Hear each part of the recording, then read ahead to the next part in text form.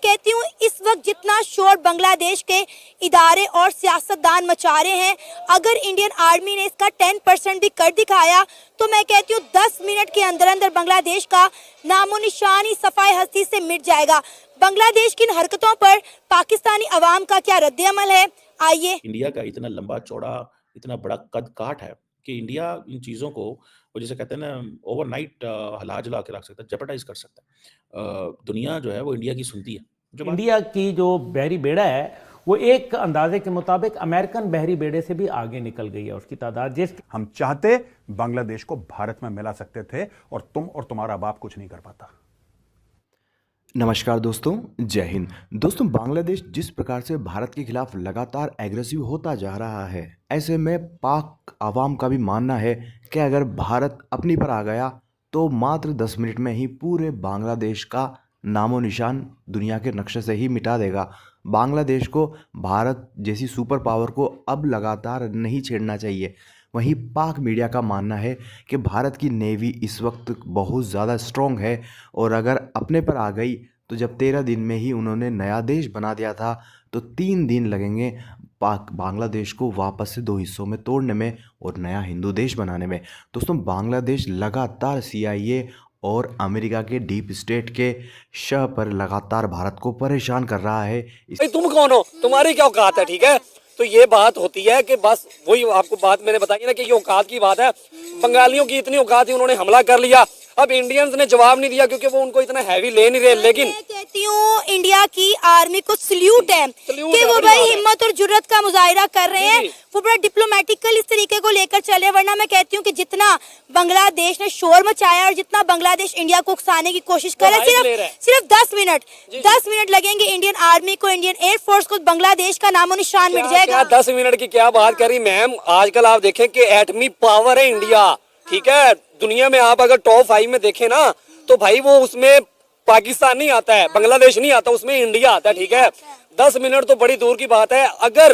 अगर इंडिया चाहे तो भाई 5 मिनट से पहले उनको सेकंड्स लगेंगे, उनको मिनट्स नहीं लगेंगे, उनको कुछ सेकंड। दूसरी बात यह है कि इंडियन नेवी को अगर आप देखें तो इस टाइम पे उनकी तादाद मोर और लेस, इंडिया की जो बहरी बेड़ा है वो एक अंदाजे के मुताबिक अमेरिकन बहरी बेड़े से भी आगे निकल गई है उसकी तादाद, जिसके अंदर 150 के करीब जहाज़ मौजूद हैं और उसके अलावा जो उनके पास जिसमें एयरक्राफ्ट कैरियर्स मौजूद हैं 250 के करीब उसके ऊपर जहाज़ हैं जो कि समुद्री जो बहरी जहाज़ हैं उनसे वो उड़ान भरते हैं। और साथ ही साथ उनके पास न्यूक्लियर पावर्ड 2 सबमरीन गालिबन मौजूद हैं और टोटल 18 सबमरीन हैं, जिनमें 16 जो हैं वो कन्वेंशनल सबमरीन हैं। और इसी तरीके से जो इंडियन नेवी है।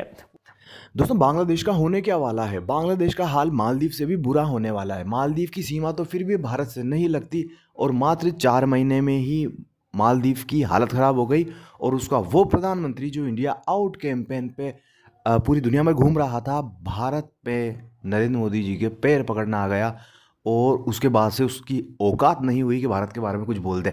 मालदीव की तो जनसंख्या भी बहुत कम है, उसके बावजूद ये बांग्लादेश की तो है भी, ये तो घिरा हुआ ही इंडिया से है। इसकी इतनी बुरी हालत करनी चाहिए इस बांग्लादेश की कि इसकी मतलब आंखों में से खून निकल जाना चाहिए। क्योंकि दोस्तों, जिस प्रकार से गौरव आर्या जी और दूसरे लोग, यहाँ तक कि समझदार पाकिस्तानी भी बोल रहे हैं कि अगर तुम जो भारत को छेड़ रहे हो, जब पाकिस्तान जैसा ताकतवर मुल्क ही भारत ने मात्र 6 सालों में भीख मांगने पे मजबूर कर दिया, तो तुम्हारी तो भिखमंगो औकात ही क्या है। और आप दोस्तों, इन्होंने हमारे जो इनोसेंट हिंदू है उन पे जो अत्याचार किए हैं उसको बिल्कुल भी माफ़ नहीं किया जाना चाहिए और इस सब का हिसाब लेना चाहिए। हालांकि दोस्तों, हमारे देश की आवाम और हमारे देश के लोग कह रहे हैं कि कुछ कार्रवाई करो, लेकिन कार्रवाई दोस्तों असल में शुरू भी हो चुकी है। हालांकि अभी कुछ दिन पहले खबर आई थी कि अराकान आर्मी ने बांग्लादेश को परेशान करना शुरू कर दिया है। अब जाहिर है दोस्तों, हमारे देश का भी एक डीप स्टेट है, हमारे देश की भी रॉ एजेंसी है।